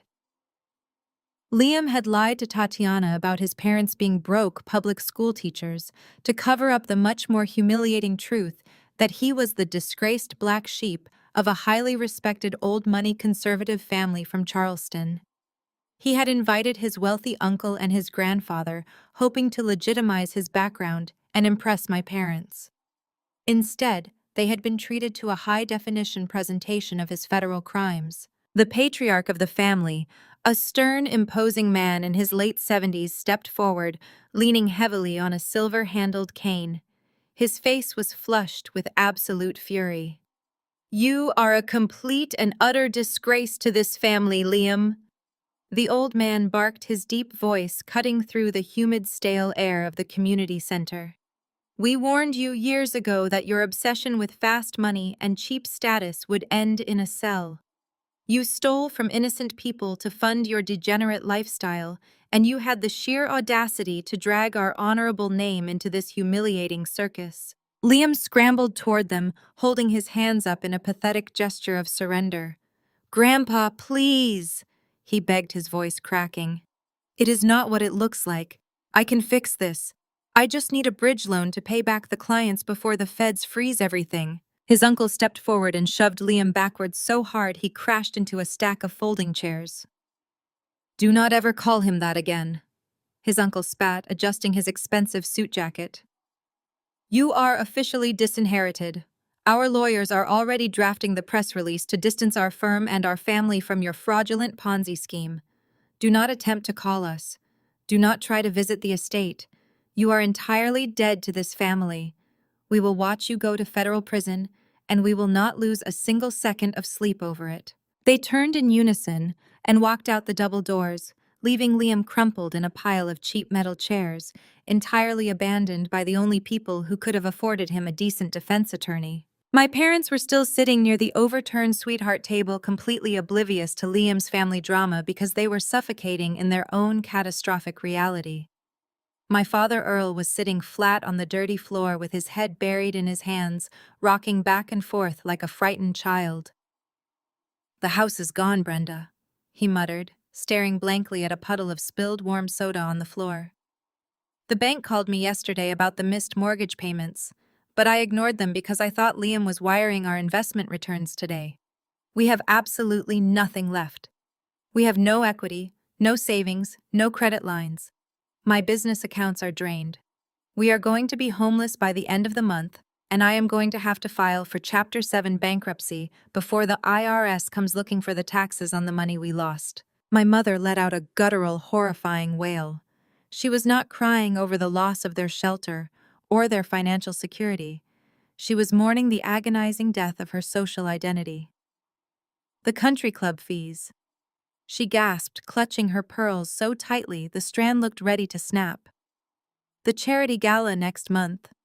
How will I ever show my face at the tennis pavilion again? Everyone in Buckhead knows. They all took pictures of that massive screen, Earl. My friends were texting each other before they even walked out the door. I am a laughingstock. I am ruined. My reputation is completely ruined." She beat her fists against the scuffed linoleum, caring more about the malicious gossip of her superficial circle than the fact that her husband had just squandered their entire existence. Tatiana suddenly burst back through the double doors from the parking lot. The brutal Savannah humidity had destroyed her perfectly styled hair, and her custom silk wedding gown was stained with dirt and grass from where she had collapsed outside. Her expensive makeup was running down her face in thick, dark streaks, making her look like a deranged ghost. She looked around the empty, depressing room, taking in the overturned table, the ruined, cheap catering, Liam crying in the corner, and her parents weeping on the floor. She lost whatever fragile grip she still had on her sanity.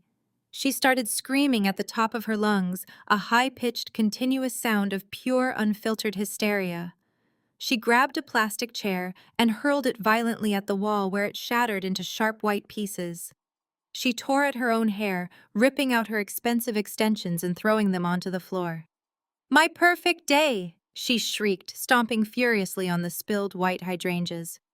"My perfect life! I was supposed to be a billionaire wife. I was supposed to go to Paris. You ruined it. You ruined all of it. That was my cue. I picked up my tablet, tapped the microphone icon, and unmuted my connection. My voice, crisp and perfectly calm, echoed through the community center speakers, slicing cleanly through Tatiana's hysterical screaming. "Hello, family," I said. The effect was instantaneous and deeply satisfying. Tatiana froze, her hands still tangled in her ruined hair. My parents snapped their heads up, looking around wildly as if a ghost had spoken. Liam scrambled to his feet, wiping his nose on his stained sleeve. The massive projector screen behind the sweetheart table flickered, and the financial documents vanished, replaced by a live, high-definition video feed of me. I was sitting on my sun-drenched terrace in Bali, wearing a pristine white linen robe, sipping a glass of iced tea with the sparkling Indian Ocean stretching out infinitely behind me. I looked healthy, radiant, rested, and completely untouchable. The visual contrast between my luxurious, peaceful reality and their dark, dirty, fluorescent nightmare was staggering. "Celine!" My mother gasped, crawling forward on her hands and knees toward the screen. "Celine, please, you have to help us. This is all a terrible mistake. Liam stole everything from us. You have to wire us some money, just enough to get back to Atlanta." I smiled, a genuine, relaxed smile. "There is no mistake, Mother," I said, my voice echoing loudly off the cheap acoustic tiles. "I just wanted to make sure I had the best seat in the house for the grand finale of your pathetic little circus." Tatiana lunged toward the screen, her face twisted into a mask of absolute demonic fury. "You did this! You worthless, jealous failure!" she screamed, pointing a shaking finger at my projected image. "You hacked the projector, you ruined my wedding, you stole my life. You have always been jealous of me, and now you are trying to destroy my happiness." I took a slow, deliberate sip of my tea. "I did not ruin your life, Tatiana," I replied, my tone icy and steady. "Your own staggering vanity ruined your life. I simply handed you the shovel and let you dig your own grave. You were so utterly desperate for a man who looked like a billionaire on social media that you never bothered to check if he actually had a dime to his name. You ignored every blazing red flag because you cared more about the aesthetic of a rich husband than the reality of the man you were marrying. You married a federal criminal because you are a shallow, empty shell of a human being, and now you get to be the wife of an inmate." My father pulled himself up, leaning heavily against a folding table for support. "Celine, you knew," he rasped, his voice trembling with a mixture of fear and rage. "You knew he was a fraud, and you let me give him all our money. You let your own family go bankrupt." I looked directly at the camera, making sure my father felt the full crushing weight of my gaze. "I did not let you do anything, Dad," I said smoothly. "You chose to drain your accounts because you were blindingly greedy. You were so eager to boast to your golf buddies about your brilliant Wall Street son-in-law that you bypassed every standard financial protocol. You handed over your life savings to a 29-year-old con artist without a single background check because you are an arrogant man who thinks he is smarter than everyone else. I just sat back and watched your own monumental arrogance bankrupt you." My mother was sobbing loudly, smearing her expensive mascara across her cheeks. "How can you be so incredibly cruel, Celine? We are your parents. We raised you. We gave you everything." I let out a soft, chilling laugh. "You gave me nothing but trauma and conditional love, Mother. You spent my entire childhood telling me I was ugly, boring, and socially unfit. You made me sleep in the smallest room, you mocked my ambitions, and you treated me like an embarrassing accessory while you worshipped Tatiana for being beautiful. You demanded that I empty my own hard-earned savings to pay for a wedding you could not afford, just so you could impress a room full of country club snobs who walked out on you the second your money dried up. You built an entire family dynamic on treating me like garbage, and now you want my mercy." I shifted in my comfortable chair, adjusting the collar of my silk robe. "For 30 years you told me I was the family failure." I continued, my voice dropping to a deadly serious, unyielding tone. "You told me I would never succeed because I did not know how to play the social game. But the absolute truth is, I was playing a completely different game entirely. While you were obsessed with cheap appearances, I was building an empire. While you were taking out second mortgages to buy designer bags to impress people who hate you, I was investing in global markets and acquiring properties. I am worth billions of dollars, and I built every single cent of it myself while you ignored my existence. The silence in the community center was absolute and suffocating. My family stared at the screen, completely paralyzed by the massive magnitude of their misjudgment. They were looking at a billionaire sitting in a tropical paradise, realizing that the daughter they had abused and discarded like trash was the only person on earth who could have saved them from total destitution. Celine, please. My father begged, his voice breaking completely as he clasped his hands together in front of his chest. We have no home. We have no money for food. The federal agents are going to take everything we own. You have so much wealth. You have more money than you could ever spend. Just send us enough to get a small apartment and pay for a lawyer. We are your blood. You cannot just leave us here to rot. I looked at him, feeling absolutely nothing. There was no lingering anger, no residual pity, no desire for reconciliation. There was just a vast, empty calm. Blood means absolutely nothing when it is toxic. Dad, I said, my words hanging heavy in the humid air. You made your choices. You chose the golden child and you chose the fraudulent groom. You chose the illusion of wealth over actual integrity. You dug this miserable pit and now you get to live in it for the rest of your lives. I turned my attention to Tatiana, who was shivering violently in her ruined dress, staring at the screen with wide, terrified eyes. Enjoy your honeymoon, Tatiana, I said softly, leaning closer to the camera. I hear the federal prison visiting rooms in Georgia are not very glamorous, but maybe you can put a vintage aesthetic filter on your photos for your followers. Tatiana let out a primal, gut-wrenching scream. She grabbed a heavy glass water pitcher from the wreckage of the catering table and hurled it directly at the projector screen. The heavy glass shattered violently against the tight fabric, but my image remained perfectly clear, hovering over them like a judging deity completely unaffected by her tantrum.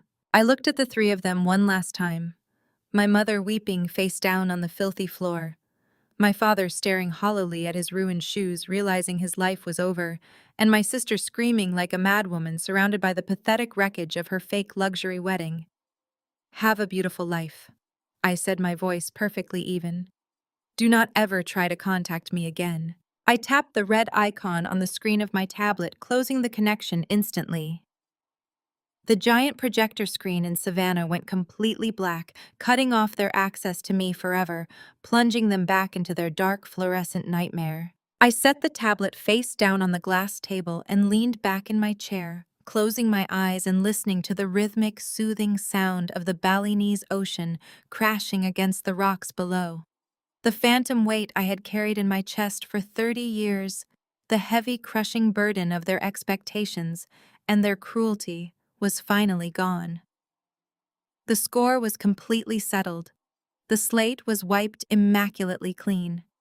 I poured myself another cup of fresh, hot coffee, smiling a real, genuine smile as the morning sun warmed my bare skin.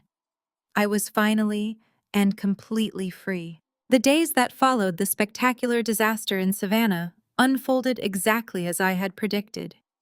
Without the protective shield of my silent financial partnership, my family was immediately devoured by the consequences of their own vanity. Marcus kept me updated through secure daily briefings, but I found myself checking his messages less and less. The details, however, were too poetic to completely ignore. They had been forced to leave the community center when the furious manager arrived to lock up the building. They drove back to Atlanta in absolute heavy silence, the oppressive Georgia heat mirroring their crushing despair. The air conditioner in my father's luxury sedan had stopped working, but they did not have the funds to fix it. They sat sweating in their ruined formal wear, smelling of stale motel rooms and absolute defeat. When they finally pulled up to the grand iron gates of their Buckhead estate, they found a heavy metal chain locked across the handles and a bright neon foreclosure notice plastered across the front door. The bank had moved swiftly the moment the federal raid on Liam's firm became public knowledge.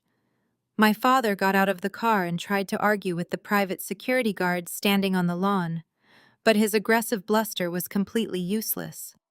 The guard simply handed him a card for the bank's legal department and told them they were trespassing. They were not allowed inside to retrieve their designer clothes, or their expensive golf clubs, or the antique silver my mother loved to show off.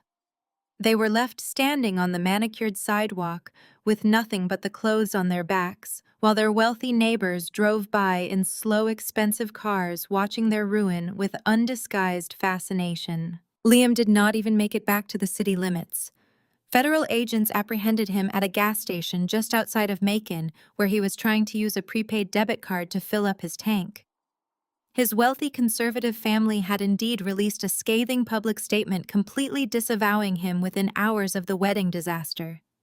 His uncle made sure every major financial news outlet knew that Liam was a rogue actor who had brought shame to their esteemed legacy. Liam was denied bail because he was deemed a flight risk, and his parents refused to answer his calls from the detention center. He went straight from the back of a police cruiser into a federal holding cell. His custom-tailored wedding suit replaced by a standard-issue orange jumpsuit. He was entirely abandoned by the only people who could have afforded him a decent defense attorney. My parents were forced to move into a tiny, cramped, two-bedroom apartment on the extreme outskirts of the city. It was the exact kind of neighborhood my mother used to mock relentlessly during her lavish dinner parties. The apartment had thin walls, peeling linoleum floors, and a constant smell of stale cooking oil. My father, who had spent his entire life acting like a titan of industry, had to take a job as a mid-level floor manager at a regional logistics warehouse. He was working for men half his age, taking orders and swallowing his immense pride for a meager paycheck just to keep the lights on and buy cheap groceries. My mother could not handle the isolation or the poverty. She tried calling her old friends begging for small loans or invitations to lunch, hoping to salvage some shred of her former life. But her calls went straight to voicemail. The women she had spent decades trying to impress had completely erased her from their social registry.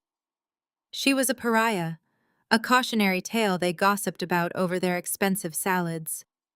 She spent her days sitting on a cheap second-hand sofa in their dark living room staring blankly at the wall, mourning the death of her status, while bill collectors called her phone incessantly. Tatiana suffered the most public and agonizing fall from grace. The video of her screaming and throwing the heavy glass water pitcher at the projector screen was leaked online by one of her former bridesmaids. It went viral across every platform within hours. Her carefully curated social media empire evaporated overnight. The luxury brands that used to sponsor her dropped her immediately, citing the massive fraud scandals surrounding her husband and her own unhinged public behavior.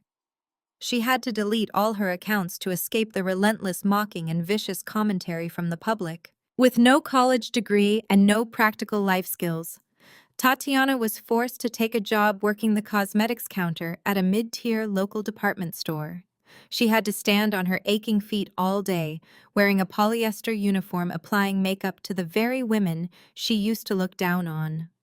Marcus sent me a brief report about a specific afternoon when one of her former country club rivals walked up to her counter. Tatiana had to plaster on a fake retail smile and match the woman's foundation, while the former friend looked at her with piercing, humiliating pity. Tatiana would go back to my parents' depressing apartment every night and cry herself to sleep, trapped in a suffocating cycle of blame and regret with the two people who had enabled her delusions. Back in Bali, the tropical rain was falling gently against the broad green banana leaves outside my window. I sat at my massive oak desk, sketching out the blueprints for my newest and most important project. I was not building another corporate merger or acquiring another tech startup. I was building a foundation. I took $10 million of my own liquid capital and established a global grant program designed specifically for young women who had been marginalized, abused, or cast aside by their families. I wanted to provide the exact kind of safety net my grandfather had tried to give me before my parents intercepted it. I wanted to fund their education, their creative endeavors, and their small businesses. I wanted to give them the financial independence required to walk away from toxic environments without fear of starvation or homelessness. I hired a brilliant, dedicated team of local women and international experts to help me run the daily operations. My sprawling villa became a hub of vibrant activity and genuine purpose. We hosted workshops and wellness retreats, bringing in girls from all over the world who just needed someone to look at them and tell them they were enough exactly as they were. I watched them transform from hesitant, anxious teenagers into confident, fierce young women ready to claim their space in the world. Every time I saw one of them succeed, every time a grant was approved or a scholarship was funded, I felt another small piece of my own childhood trauma quietly dissolve into the ocean air. I did not change my phone number, but it rarely rang with familiar Atlanta area codes anymore. My parents tried to reach out twice in the first 6 months after the collapse. My mother left a tearful, rambling voicemail talking about forgiveness and family bonds, and how much she missed her eldest daughter.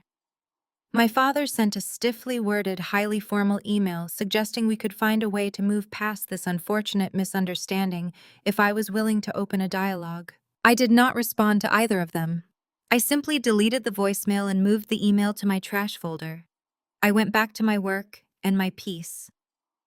Forgiveness, as my therapist had once told me during those dark days in New York, did not require reconciliation. I had forgiven them in my own way for being broken, shallow people who were fundamentally incapable of genuine, unconditional love. But I was never under any circumstances going to allow them back into my sanctuary. They had lost the privilege of knowing me. Daniel, a local sustainable architect I had hired to help design the foundation. Headquarters had become a steady and deeply comforting presence in my life. He did not care about Wall Street portfolios or luxury brands or social climbing. He cared about using reclaimed wood and rescuing stray dogs from the busy local markets.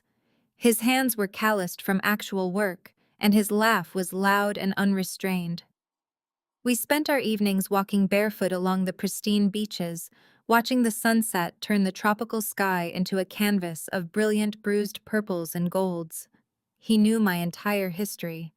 He knew about the years of emotional neglect, the secret fortune, the wedding disaster, and the brutal, precise way I had dismantled my family's illusions. He never once judged me for walking away or for demanding justice. He just held my hand as we walked in the surf and told me I had survived beautifully. A full year after the wedding, that never happened, I received a final brief email from Marcus, wrapping up the loose ends of my past life. Liam had officially been sentenced to 15 years in federal prison for wire fraud, embezzlement, and grand larceny. Tatiana had successfully filed for an annulment separating herself legally from his crimes, but she was still living in the tiny spare bedroom of my parents' apartment. The three of them were trapped together in a miserable purgatory, with no money, no prospects, and no hope of ever regaining the glittering life they had carelessly thrown away. They spent their days blaming each other for their ruin, a perfect, miserable circle of toxicity that I was no longer a part of. I read the email, nodded once, and closed my laptop with a soft, satisfying click. I walked out onto the expansive stone terrace and breathed in the warm, fragrant morning air. The sun was just beginning to crest over the horizon, casting a brilliant golden light across the dark water. I thought about the girl I used to be, the quiet, invisible daughter who absorbed every insult, swallowed every tear, and allowed herself to be made small for the comfort of others. She felt like a distant stranger now, a character in a book I had read a very long time ago.